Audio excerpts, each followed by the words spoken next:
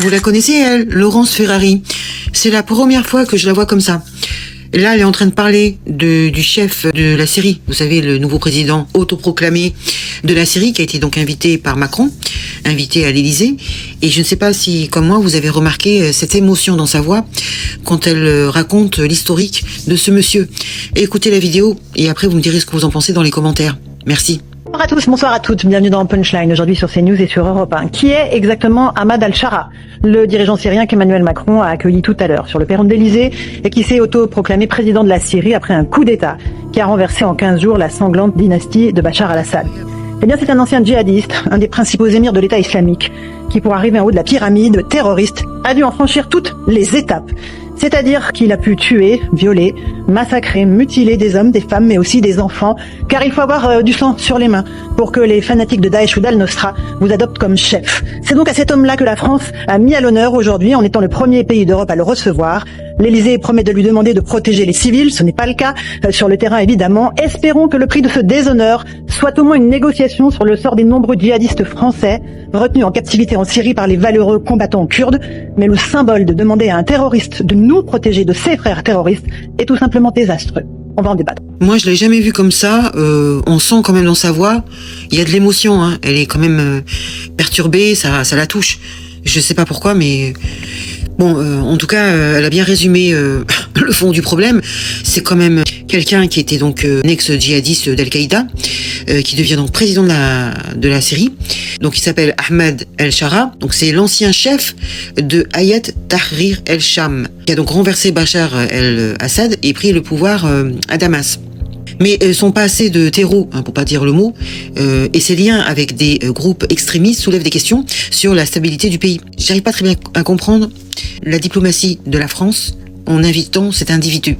J'arrive pas à saisir je sais pas, je dois être trop bête, je ne comprends pas.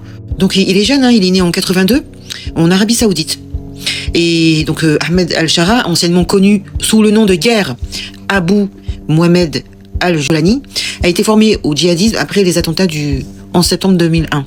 Il a rejoint donc Al-Qaïda en Irak avant de fonder le front Al-Nosra en Syrie en 2011. C'est une branche d'Al-Qaïda. Donc après la chute de Bachar, en décembre 2024, c'est tout récent, cet individu a pris le pouvoir à Damas et il a dissous toutes les factions armées, y compris la sienne, et a promis un dialogue national et une paix civile pour reconstruire le pays. Il y a certains experts qui soulignent que la transition syrienne pourrait être une façade, avec des accusations de dissimulation visant à masquer un passé djihadiste sous une apparence de modération. Bien sûr, comment on peut croire des gens qui ont fait toutes ces exactions sur des enfants, des vieilles personnes? Comment pensez-vous qu'il y aurait une rédemption? J'y crois pas du tout. Donc il y a vraiment un point d'alerte que Laurence Ferrari souligne, c'est que ce président, même s'il a promis la transition démocratique, son passé et ses liens avec des groupes extrémistes soulèvent des inquiétudes sur la stabilité future de la Syrie. D'ailleurs, la communauté internationale reste vigilante, surveillant de près les développements politiques et sécuritaires dans ce pays. Alors pour vous, est-ce que c'est une chance de tourner la page ou une dissimulation stratégique?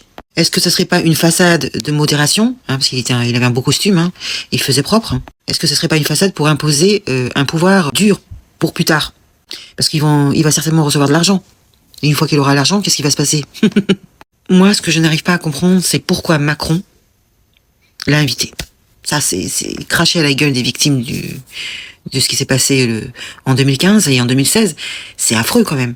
Je ne sais pas ce que vous en pensez. Il y a certainement de l'intérêt, je vous en avais déjà parlé, mais bon. L'image, ça reste, Vous comprenez? C'est terrible comme image, je trouve. Dites-moi dans les commentaires ce que vous en pensez. Partagez les vidéos. Et puis je vous dis à très bientôt. Salut les gueux et les gueuses, ciao.